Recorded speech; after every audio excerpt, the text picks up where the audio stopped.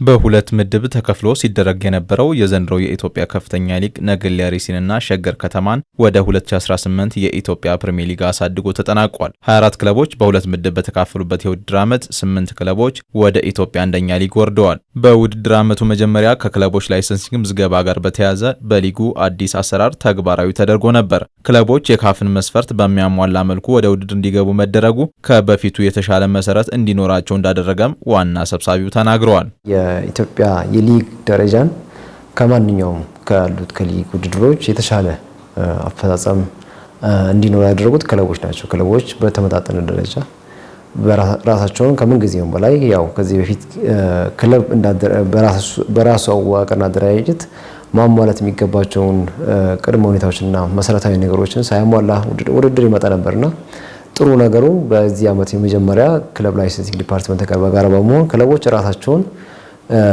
ክለብ ላይሰንሲንግ ዲፓርትመንት አንድ ክለብ ማሟላት የሚገባውን ሚኒመም ሪኳየርመንት እንዲያሟሉ የተደረገበት አብዛኛው ክለብ አሟልቶ ነው ክለብ የገባው። ተጫዋቾችም ራሳቸውን በደንብ ያሳዩበት ለፕሪሚየር ሊጉም ለሌሎች ክለቦችም ራሳቸውን ያበቁበትና የተዘጋጁበት ነበር። ከዚህ በፊት ክለቦች ከዳኝነት ጋር በተያያዘ ቅሬታ ያቀርቡ ነበር የሚሉት ዋና ሰብሳቢ ሙራድ የዘንድሮው የውድድር ዓመት ከዳኝነት ጋር በተያያዘ ጥሩ አፈጻጸም የተመዘገበበት መሆኑንም ተናግረዋል። አብዛኛው ክለቦች ከዚህ በፊት በዳኝነት ላይ ብዙ ቅሬታዎችና ትችቶችን ለፌዴሬሽኑ ያቀርቡ ነበርና በዚህ ዓመት በዳኝነት ላይ የተሻለ አሰራር እንዳለ ክለቦች ራሳቸው የመሰከሩበት ምስጋናዎችን ያቀረቡበት የተሻለ ስራ እንደሚሰራ በተለይ ደግሞ ወደ መጨረሻ አካባቢ ለፍጻሜው ሲቃረብ ለዓለምወርድና ወደ ፕሪሚየር ሊግ ለማድረግ በሚያደርጉት እንቅስቃሴ ላይ የተሻለ አፈጻጸም እንዲኖራቸው ዳኞቹ ራሳቸው ስብጥሩን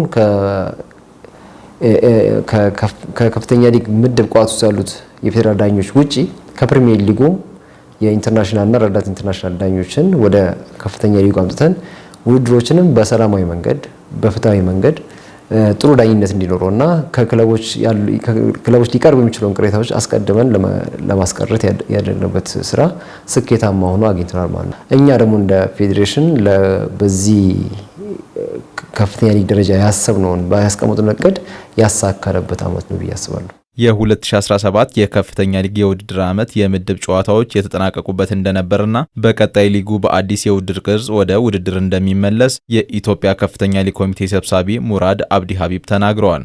እንግዲህ የ2017 የውድድር ዓመት ለኢትዮጵያ ከፍተኛ ሊግ ትልቅ የውድድር ዓመት ነው ብዬ አስባለሁ። የውድድር ዓመቱ የምድብ ጨዋታዎችን የማሳረጊያ ዓመት ነው። በአጠቃላይ በኢትዮጵያ እግር ኳስ ፌዴሬሽን በስራ አስፈጻሚ የተወሰነ በቀጣይ 2018 ደግሞ የሊግ ፎርማቱ ሙሉ ለሙሉ ለመቀየር የተሰራበት ያለና ስትራቴጂክ እቅዳችን ማሳረጊያ የምድብ ጨዋታዎችን ለቀጣይ 2018 ደግሞ የምድብ ጨዋታዎችን ወደ አንድ ወጥ ሊግ ለማድረግ የምንሰራበት በጥሩ እንቅስቃሴ ነው የተጠናቀቀው። የሚቀጥለው የውድድር ዓመት ከመጀመሩ በፊት ክለቦች የተቀመጡትን አስፈላጊ ቅድመ ሁኔታዎችን አሟልተው ወደ ውድድር መግባት እንደሚኖርባቸው ዋና ሰብሳቢው ገልጸዋል። ማንኛውም የከፍተኛ ሊግ ክለብ በስሩ የአንደር 20 የታዳጊ ቡድን ማስመዝገብ መኖር መቻል አለበት፣ በግዴታ ነው። በዚህ ዓመት አብዛኛው የኢትዮጵያ ውስጥ ያሉ ክለቦች ፋይናንሳቸው ከመንግስት ጋር የተገናኘ በመሆኑ ውድድር ከተጀመረ በኋላ በጀት አልተፈቀደ ለማለት ጥያቄ ስለሚመጣ ከአምናው ልምድ ተወስደው ከአምናው ተሞክሮ ተነስተው በዚህ ዓመት ራሳቸው ማዘጋጀት አለባቸው ከአሁኑ